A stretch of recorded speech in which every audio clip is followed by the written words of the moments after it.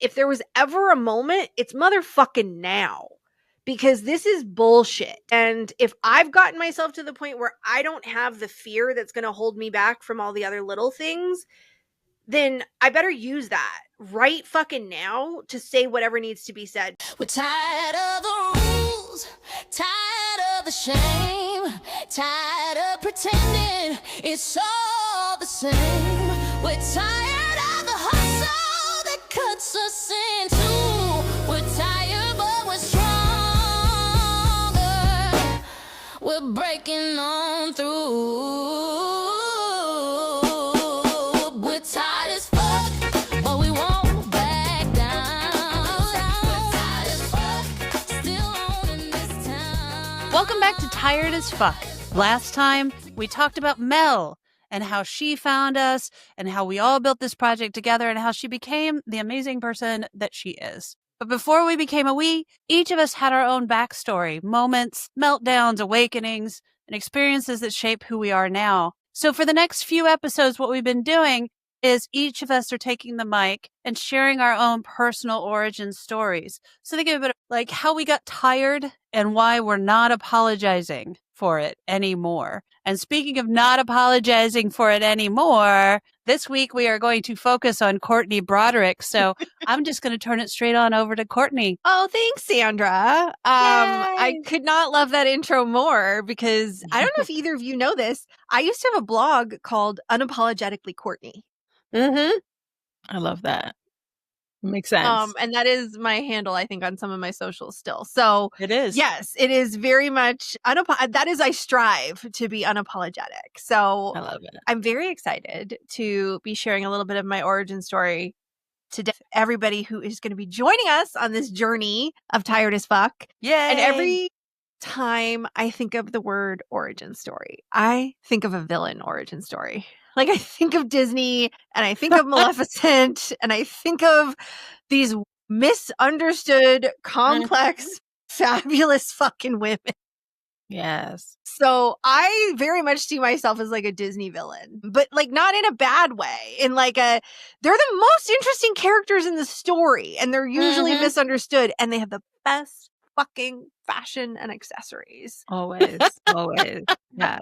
And listen, and we're all the villain in somebody's story, right? Yeah. That's just life. True. And correctly so. I think that's an important thing to say. Correctly so. Sometimes every single one of us messes up and every single one of us has hurt people. Yep. So, Well, more importantly, everybody hears and experiences what they want to hear and experience. And so sometimes it's not at all about us. It's about them. So, which I have to believe is Courtney's story. So I would like to believe that's my story. I think I'll kind of take it back a little bit because I was a firecracker even as a child. Right? Like my first word was no. I am a second born and I am like the epitome of a second born. I have a different story from Mel and Sandra in that I grew up with like the picture of what you think Americana is, right? My parents grew up in the Midwest. They met in Ohio. They grew up dirt poor, right? Like they came from nothing. My parents grew up dirt poor. My dad's dad was almost 70 when he was born,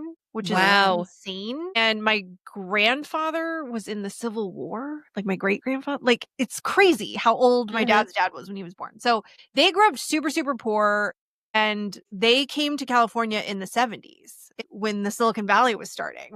They are the epitome of like the boomer success story of like making something from nothing, coming out to California and like building a life for themselves. And then they had 2 kids. They had a boy and a girl, and then they bought a house, and then they raised their family in the Silicon Valley. And it's like fucking beautiful, perfect cover story of everything the American family wants. And then my brother died when I was 18 and he was 21. And that was horrible because it was like everything fell apart and he had melanoma. He had skin cancer. And so that was an incredible, like formative time for me as like a 17-year-old between junior and senior year of high school. That's when he got sick. And it was over a year period that we thought he was going to get better. And then he ended up dying. And so he died right before I started college, a week before orientation. So I missed orientation to go to his funeral. and then showed up a week late for college and started because I don't know. I was born in the 80s, raised that you just get it done. You just do it. You're fine. You're fine. Yeah. So, Walk it off. Yeah, walk it off. Walk it off. Yeah. Right? And I'm an overachiever. I was, one of those where you do it. You get it done. So, Right. I mean, I went back to college and I lasted like a week and then dropped out for a quarter because it was too much, and then proceeded to come back and black out most of college and still graduate with like honors. Nice. Because that's Of what we course. do when we're surviving. Yep. Yeah. And part of why I share that story, because I'd mentioned this, I think, in Mel's origin story, there's so much shame that I carried over my entire adult life because I Yeah. never really fully learned how to process some of the things that had happened to me in going through that Mhm. experience. Because as a 41-year-old now, looking back at that, I can recognize that, yeah, when you're 17 and your brother's dying and your parents have to move away to go take care of him and you're left alone while you finish high school, like, you weren't getting your needs met. That doesn't make your parents bad people, but like, you didn't get what you needed. Mhm. Yeah. And Everybody's just so- surviving. Right. Totally. Yeah. And as somebody who also wasn't diagnosed with ADHD and CPTSD until I was 39, right? Like, I just did not have the coping skills. So I was just a Mhm. party girl in my 20s to survive. And that informed so much else around like the shame, because I also was working in the Silicon Valley at that point. Like, I graduated college and decided, now that I've survived all this trauma, the best thing I can do is get into sales in the Silicon Valley. I really want to know how that became what you chose. Right. It's a really good question. So I will say that it didn't start with the Silicon Valley. I was Yeah. living in LA and I had graduated college in 2006, like right as the Great Recession was starting. Oof. And so it was just like, I just need a job. Like, I just need to figure out, like, I graduated with a business degree, but almost dropped out because I was fucked up from everything with my family. Right. And I just needed a job. So I just happened to find a job in LA for a company that sold like mugs and teapots and accessories and shit. Yeah. And it was just kind of like, I fell into a sales role there, right? Because I could do everything and I was just very adaptable. And so that's kind of how I fell into sales. And then I realized I wanted to come back to the Bay Area. My parents are in the Bay Area and I wanted to be closer to my parents at that point. Yeah. Yeah. So I was in my 20s and I decided I was done. I was living in LA, but I was done with LA. And I was ready to come back and be around family again, be around friends in the Bay Area. Mm-hmm. And I realized that the best way for me to be able to be in the Bay Area was to get a job at one of the tech companies, just because they were the ones that were hiring, they were paying the most. And I was like, well, if I'm going to go back to the Bay Area, I need a good salary so that I can afford an apartment or to save Right. money to buy a house or something. So I just decided, well, listen, I figured out sales. So like, just find a tech company and go sell yourself. It can't be that hard. And so that's basically what I did, is I just started applying to a bunch of tech companies. I don't really know where I'm going with this, actually. I'm realizing I don't love this. I actually did want to take you back a bit to your story and ask about like what community looked like for you when you were dealing with everything with your brother. I feel like, that you kind of doing it on your own, like what did that look like for you? And were you able to find some other communities and things when you went to college? Yeah, I think for me, I didn't have community. And that's the flip side of it, right? When I ended up taking time off, right? Because I went to school right after he died. I like missed orientation and then ended up taking a quarter off because it was just too much. And so my friends had all left for college though. I was a freshman. And so like I started later than all of my other friends. So all of my friends had already left for college when he died. So I went to his funeral alone. Like I had no support. None of my friends were really there because like they were starting college. They were finishing high school and starting college. And so like they didn't have the capacity as 18-year-olds to like think about that or be able to support me. And my parents had to go back to work and they were dealing with their own grief. So I was just very alone. Like that I didn't have community. I had to figure it out myself. Like I tried with therapy and with groups and it was just like nothing was the right fit. I never felt like people understood me. And so a lot of it was just like spending time with myself to figure out like what I thought I needed. And a lot of that for a lot of years was really destructive Yeah. because it was just Yeah. what I had to do to survive. Mm-hmm. Yeah. But that's real, right? And I'm sure Totally. that there are a lot of pieces that you were able to then learn from that about who you are and both how to navigate the world for better or for worse that eventually probably helped you get to a better understanding of you. Yeah, I think, for a long time, because I didn't have that, I didn't have people show up for me when I needed it. I didn't have that support and that community in those formative years. I was Yeah. so alone in so many ways Yeah. that I think I flipped it in a lot of ways. For most of my 20s and 30s, I became the best motherfucking friend you could ever Yeah. imagine. Not that I wasn't already, right? But I'm like, Right. I'll make sure nobody ever experiences that. I will make sure that Yeah. that doesn't happen to other people that I love and care about. So that became this weird inverse thing of I'm going to be able to be so empathetic and show up for other people in this way, but nobody else can do it for me. So I have to count on me for me. And then that became a weird, years later after going through therapy in a lot of different forms, right? It takes all kinds of forms. Mm-hmm. I had this very big aha moment years later looking back of holy shit. The level of amazing you are for everybody else is the level of horrible you are to yourself. Mm-hmm. And if you can flip some of that, not that you should be horrible to everybody else, but if you can take some of what you're doing for other people and just give it to yourself, right?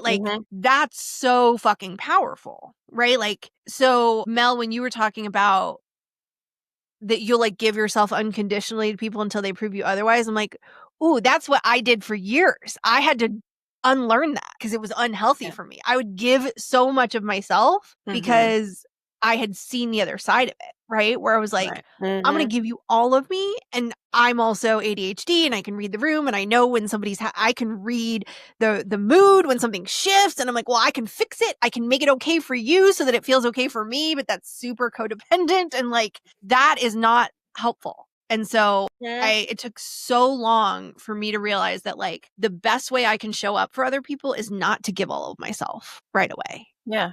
Gotcha. And so it's a hard road. It's a different. Yeah. Yeah.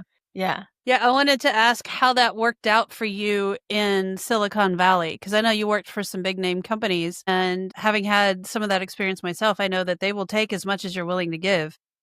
Yeah, it almost killed me. I almost died several times. But I mean, I say that kind of jokingly, but not, right? Yeah. Because I think the other thing that's kind of fucked up when your parents grow up poor, right? Because I grew up hearing the stories of my mom not having a door in her room and and my grandpa was committed and taken away in a straitjacket and it was a whole thing. So they almost lost. My parents grew up dirt poor. So when your family grows up poor and you hear that and you're like, I have to go to college and I have to get a good job and I have to be able to take care of myself, right? That, especially as a girl born in the 80s, you're like, you can't count on a man. You better be able to take care of yourself. You better be able to do all the things, right? So that's what I was raised with. And I think that's part of what informed me chasing a sales career in Silicon Valley, because I'm there's stability. Well, not stability necessarily, but there's money in that. Yeah. And money meant independence for me. Right. And so I think that was, whether it was conscious or not, I think that's a lot of what drove me getting into sales in the Silicon Valley. Yeah. But I did not understand because I bought into Indeed and LinkedIn and Handshake and all the ideas of these HR tech companies that had really good branding, that we care about people and it's not just about profits. But they were all VC backed companies in the Silicon Valley. And Sandra, to your point, all they know how to do is take. It's profits over people 100%. It is, what is the shareholders' short-term gains? It is not about clients. It is not about customers. It is not about employees. It is always only about the bottom line. And because I was in sales and I was in new business sales, even the other parts of the business that got to pretend that some of that culture was real, that didn't continue out to sales. You're a number on a dashboard. You're not a person. And if you're not producing, if you're not delivering, regardless of whether that's in your control or not, then you have no value. You have no value to us. Your opinion doesn't matter because you aren't delivering. Right. Yeah. And that was my experience over and over and over and over again. Yeah. And every time, sorry, go ahead. I was going to say, so What shifted? I mean, something had to have shifted in your personal life and your professional life, or maybe both together, that changed your outlook so that you weren't doing that. I think I finally just got angry enough, frankly, because and also therapy. Because there's a parallel track here for me, right? Yeah. Like I would get hired at these tech companies, and mind you, I got hired at these big name tech companies, Indeed, LinkedIn, Handshake, big name companies where I'm like, I convinced them to hire me. Like I convinced all these companies to hire me, and they would all, without fail, there was a pattern, right? Where like they'd be very excited about me. Oh, you do things differently. Oh, you came into the interview with leopard and pink hair, and you do things differently. Oh, you're going to shake things up. We love that. And then the minute I'm actually in there and saying, yeah, part of what we need to change is you and your system and how you're running this. No. So, I got put in my place more times than I can count from male bosses in tech saying like, no. You're getting too big for your britches, or you're having too much influence on the team. I did this so many times, and on the parallel track, I was having health problems. So I was being gaslit, and I really did think it was my fault, because I wasn't hitting my sales numbers. So I'm like, well, technically they're right. So it must be me. I must suck. I must need to try harder, which was killing me, right? And I was having health issues that I couldn't get help for. So I was being gaslit on the same track, just in a different place. Mm-hmm. And I was over 100 pounds heavier than I am now because I was having all these health issues, and fat phobia is a real thing and discrimination is a real fucking thing. So I had doctors who wouldn't give me care, who didn't listen, who didn't believe me, who accused me of lying about my labs, right? Like did not believe my blood work. Like, you don't deserve blood work like this. Look at you. They And I'm said that? Yeah. Wow. And I'm like, I didn't know this was a deserving thing, but okay. Yeah. So I think, for a long time, like I was being gaslit so hard on all sides that like I really did think it was me. And I was in talk therapy for all these years, but it wasn't until I did like EMDR and like deeper somatic therapy work and like uncovered some more like childhood trauma stuff, and then was diagnosed with ADHD, and then like was able to really let go of some of the shame and the guilt that like some of this stuff was my fault. Because when I finally was able to advocate hard enough to get some of the care I needed, it was like, why didn't I have, like, it was like a light when something happens like that, you finally get the care, or you finally get your medication that you needed, and you're like, are you fucking kidding me? Like, this is what everybody else has had access. Are you kidding me? Like, I've been operating at a deficit this whole time. Like, it's not me. I'm not just a piece of shit. Yeah. Like, that was mind blowing to me, to have that moment of like, it's not just me, because all of my sales leaders, all of the doctors, everybody's like, this is you. This is you not trying hard enough. This is you not working hard enough. This is you not doing enough. And I finally, through years of therapy, thousands of dollars in therapy, a million different doctors, firing doctors, hiring, being laughed out of doctors' offices, being fired from different tech jobs, quitting different tech, right? Like all of that, I finally like had this moment after EMDR and all those diagnoses that like, this isn't my fucking fault.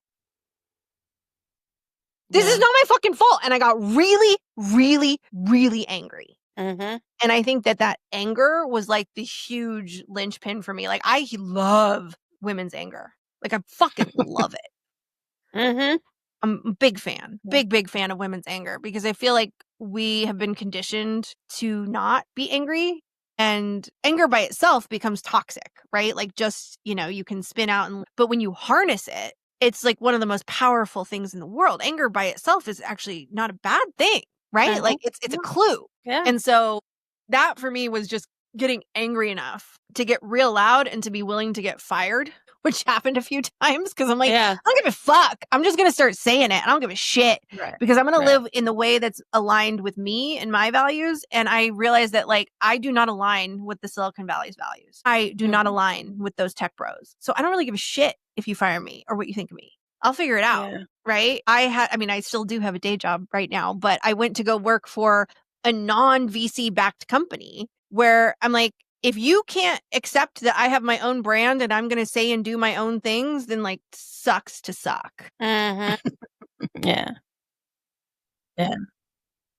And how do you continue to remind yourself of that, right? Because I mean, it's all a process, or you don't just learn the thing and you got it, right? It's continuous practice. There's always going to be struggles, and people are always going to want to put you back in your place. And so, how do you deal now with when those things come up? How do you deal with that? How do you deal personally, individually, and stay sane? I think for me, like I'm a big fan of therapy. I still go to therapy once a week personally because like I need that container. I think therapy is not for everybody. Like I love therapy, but not everybody's ready, not everybody whatever. And there's a lot of bad therapists out there.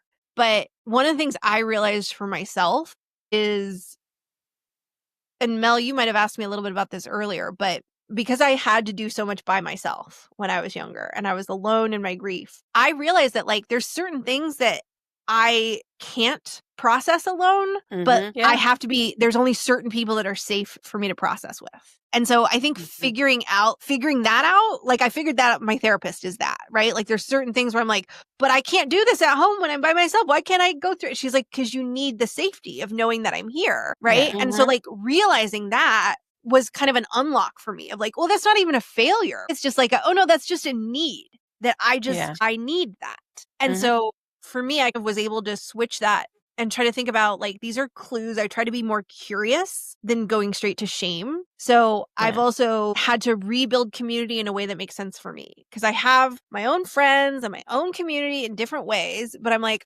I needed a very specific kind of community. I needed female entrepreneurs who were neurodivergent, who lived in the corporate, right? Like not all my friends have that experience. And so I think realizing that I had the need and that there's certain things that I can't do alone, but that I shouldn't force myself to just do with a group to do with a group. And so like it has been this balancing act of me for figuring out like discernment and not letting everybody in, but like what is the right community that feels safe. And like for me, that's part of what this is and what Tired as Fuck is and what all of the time that I spend with the two of you is about. Is creating that. Yeah. And I think a lot of that goes right back to what you were saying before is that you had a lot of internalized shame from growing up. And I think it'd be worth talking about that because I think a lot of people who are listening have that shame. It's been built into us. It's been created and drawn. Totally. For anybody who doesn't fit a mold, that shame I think is packed deep. So I would love to know, how did you come out of that shame? What is it that helped you?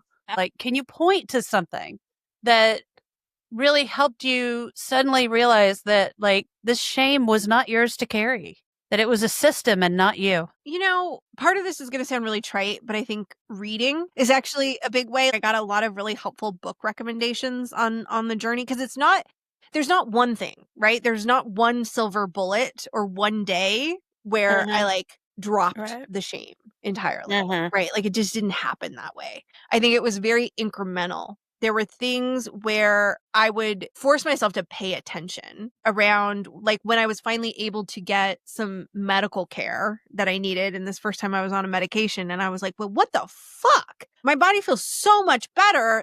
How did I not know that everybody else was going through? I think once you like learn something about yourself, it's like you have to then take that time to actually sit and unpack it and apologize to yourself in some ways. And like, I don't know if that makes sense, but I think for me, it was a lot of, there's been an article recently that came out against this internal family systems work that is something that some people are familiar with. Some therapists use it. My therapist uses it. It's been really helpful for me. It's not helpful for everybody, and that's fine. I think it's also in the way that it's utilized. I think most therapeutic tools can be used in healthy ways and less healthy ways. Yep. But the idea of internal family systems is that there's all these kind of different parts of me. There's like the inner child part, and then there's like firefighters that were, you know, my like binge drinkers and sluts in college, just trying to put out the fire and keep me safe in whatever needs to happen. And then I have like my managers that are trying to be perfectionists. And if we just do it all right, it'll all be okay. And I had to like get to know all my parts. And so for me, like that was a really helpful framework of like, these aren't shame. I don't need to be ashamed. I'm actually really proud of these parts. I'm not dead. You did great, babe. I'm not dead. Right. Yeah. Yeah. Like you had to go through all of those things to get to the magic of who you are. Yeah. So it was like it was a turning point for me, and it was really forcing myself to change how I think about it and to write about it more. I was reading more and I was writing more. I was putting more out on LinkedIn and in other public forums just for myself, but it was also part of what got you two to reach out to me, right? It's because I was putting so much of that out into the world. Yeah. Right? Yeah. And trying to just not force myself, but to like allow myself to not question it and to not feel shame and to just put it out there because it felt good to me, and not the people that didn't understand it or that were going to come at me. Like, fine, that's about you. That's not about me. That's awesome. Yeah. That's awesome. And that leads to the thing that I was going to ask you about, which is why Tired as Fuck? Why did you, because you are the linchpin between us all, what made you decide that this was what you wanted to do and this is something that you wanted to pursue and create? I think a lot of it has to do with, it's almost like a coming to the end of your rope that I think a lot of women are coming to right now. Because for me, once I had done a lot of that healing and once I had kind of realized that the systems were a lot of what was broken and that it wasn't me, it wasn't a personal moral failing. It's a failing of our systems, and it's a failing of kind of where we are today as a society, right? And I'm realizing those things. Oh, yeah. And I don't see it getting better. I see it getting worse. And when I look at the people that are in power right now, I think there's so much healing and there's so much work that I've done in the last few years. And I'm in a place of privilege enough, and I'm stable enough in my own work that I'm like, this is the moment. If there was ever a moment, it's motherfucking now. Because this is bullshit. And if I've gotten myself to the point where I don't have the fear that's going to hold me back from all the other little things, then I better use that right fucking now to say whatever needs to be said, because our business leaders are failing us. Our political leaders are failing us. All of our fucking leaders in America right now are failing us because they're refusing to stand up and say what needs to be said. And we're just like walking around like zombies pretending like this is okay. And I'm tired of these motherfuckers just not doing what needs to get done. And I'm tired of us living in ways that we don't need to live because there's a better way. And that's what we're here to help people figure out, I think. Yeah. Yeah. But why I us? think so. Why us? Why join us? These two amazing women, besides the fact that we're amazing. Why you fabulous creatures?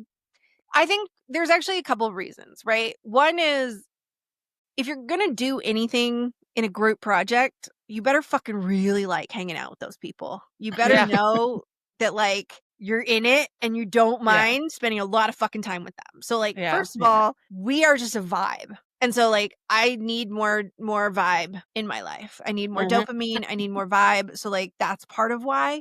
But I think the other reason is you both, I've said this before, but to me, you're both kind of my like magical bigger sisters. And you have more lived experience than I do, but we've all had such different life experiences that I feel like we teach each other really interesting and unique things. And I also think that one of the things that makes the three of us uniquely powerful is that we've shed a lot of stuff, right? Like, you two have shed your corporate careers. I am in transition. I have shed a lot of shame. We've all shed a lot of shit that we were carrying for years. We've done our own work internally in a lot of different ways. And I know all three of us were diagnosed late in life with different neurodiverse diagnoses. Yeah. And I think because we've all done that work and because we've all gotten ourselves to the point that we're at now, I feel like we're uniquely powerful and uniquely aligned to do this work in a way where we won't be knocked off course. This is something that really blows up for us. Like, it's not like all of a sudden this is going to be how do we then sell this or get like, no, that's not the point. The point is to have a community, right? The point is to do it differently, to do it our way, and not to follow whatever same bullshit blueprint is out there. Because I got news for you. It's not fucking working. Look around. Yeah, it's making people some money. And some people, it's making a whole hell of a lot of money. But in doing so, it's simply gaming a system. It's not actually improving anything in the world in the process. You know, we live in the era of dragons and they are hoarding. And, you know, we're here, I guess, being the knights that are going to go fight the dragons. I mean, I loved the paper bag princess, right? Like the chick with the sword and the the little girl knight. I'm here for it. Yeah. Well, I have to say, Courtney, I love the question that you ended me off with as far as us and this work and tired as fuck. And ideally, at the end of the day, what would you like your legacy with tired as fuck to be? No pressure. No pressure. Do you know I'm going to tell you the visual. What I see my legacy as is like, I want to be like the queen of ungaslighting for women. Like, that's what I want my legacy to be. I want to be the ungaslighter in chief for women. And I like the way that I visually see that is like, but I also want to I do kind of want to burn down the patriarchy. I mean, very much so. So in my mind, my ungaslighting of women actually looks like me striking a pink match and like illuminating all the women and burning away all the bullshit that they've been fed. Mm-hmm. That's the legacy. That's a beautiful legacy. I like it. Yeah. Well, Along with the burning, I'm down with the patriarchy going down in flames. absolutely. It's a great way to do this. Yeah. All of the above, please. Yes. Any last things that you'd like to say or share with us, Courtney, before I close this out? I think just a reminder that women are dangerous, women are powerful, and we are more dangerous and more powerful when we're in community with each other. Mm-hmm. And we need more of that. That's perfect. Absolutely. Oh, Yeah, gosh. Absolutely. Thank you, Courtney, so much. We're so glad to learn more about you, more about how Yes. you came to be tired as fuck and why you're Yes. here with us. I feel honored, honestly, to be here with both of you. And I'm excited to hear what comes next for all of us as we build this. So next week, we're going to talk to me and learn a little bit about my origin story. In the meantime, we hope you enjoyed this. If you got something out of it, if you really appreciated it, we'd appreciate it if you'd like this. Give it some stars, share it wherever you listen to your podcast. We'd really appreciate that. And until next time, we don't have a catchphrase. We'll come up with. We don't. No. Okay, though. Until next Deuces. time, Courtney's going to Yeah. say something smart. Until next time, get out there and burn it down. Yes. Thanks. Bye. Bye. We're tired as fuck, but we won't back down. We're tired as fuck, still owning this town. We're tired as fuck, together we ride. We're tired as fuck, fire in our eyes. We're tired but stronger, our voices collide. We're tired as fuck with the fire inside.